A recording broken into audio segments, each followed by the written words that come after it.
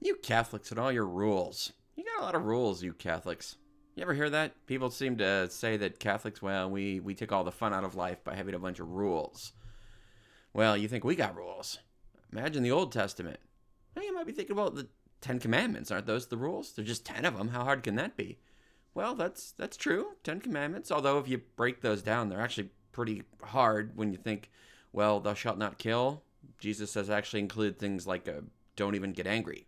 Or thou shalt not commit adultery, thou shalt not covet thy neighbor's wife. Well, don't even lust after anyone. Okay, so maybe the Ten Commandments are pretty hard. But at the time of Jesus, there weren't just 10 commandments. There were 613 commandments. Because, you read the whole of the Torah, Leviticus, Deuteronomy, Numbers, all those, they keep adding stuff. That's why in today's gospel, there's a scribe that comes to Jesus and he asks him, which is the first of all the commandments? Well, I mean, that seems like not a bad question, but when you think that there are 613 commandments, it's like the scribe is saying, like, all right, there are a lot of rules. Which ones do I really need to keep? And can I even keep them all straight? And, well, what's the most important one? If I had to remember just one commandment, what's that? Well, and Jesus begins with the first commandment. Hear, O Israel, the Lord our God is Lord alone. You shall love the Lord your God with all your heart, with all your soul, with all your mind, and with all your strength. This commandment is so important that it's known as the Hebrew first word of it, Shema, hear, O Israel. When they would write the little words of this verse on a scroll, actually, and put it in a box on their forehead called a phylactery. Sometimes you hear in the New Testament Jesus talk about, the scribes widening their phylacteries. They're supposed to keep the law of the Lord ever at their mind. So they wrote that little verse, the Shema, the Hear, O Israel, the Lord, our God is Lord alone. They wrote that on a scroll, put it in a box on their forehead. So pretty good answer by Jesus there. That's the most important one. But then Jesus adds, and the second is like it. Like the second.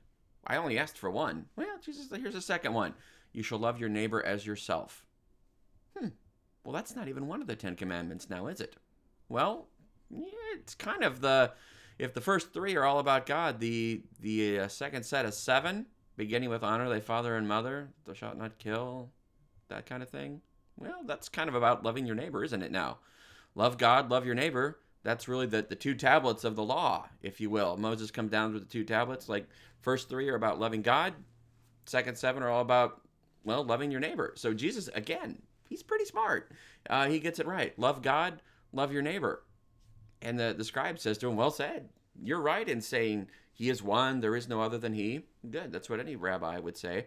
And to love him with your whole heart? Well, with all your understanding, with all your strength, to love your neighbors yourself? Well, that's worth more than all burnt offerings and sacrifices. Now, that's an insight that Jesus is pretty impressed with. When he says that he saw that he answered with understanding, he said to him, you are not far from the kingdom of God. Because certainly the Jewish leaders at that time were very taken up with keeping all 613 of the commandments. That's what the Pharisees thought they did. They thought they were perfect. They thought they kept all 613 commandments of the law. Well, actually, with all the sacrifices and things that are offering, not that those are bad. Notice Jesus has already said, I'm coming not to eliminate, but to fulfill. It gets so complicated sometimes in the external observances of the law that Jesus has taken us today back to the heart of the matter.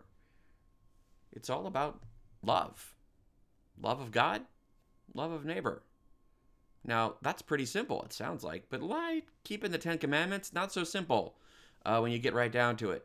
St. Augustine famously says, love God, and then do whatever you want. Love God, do what you will. Well, that sounds simple, but it's not easy. You want to love God? What does that actually look like? You want to love your neighbor? What does that actually look like? It's a pretty simple commandment, but it's not easy. Do we really love God and love him alone?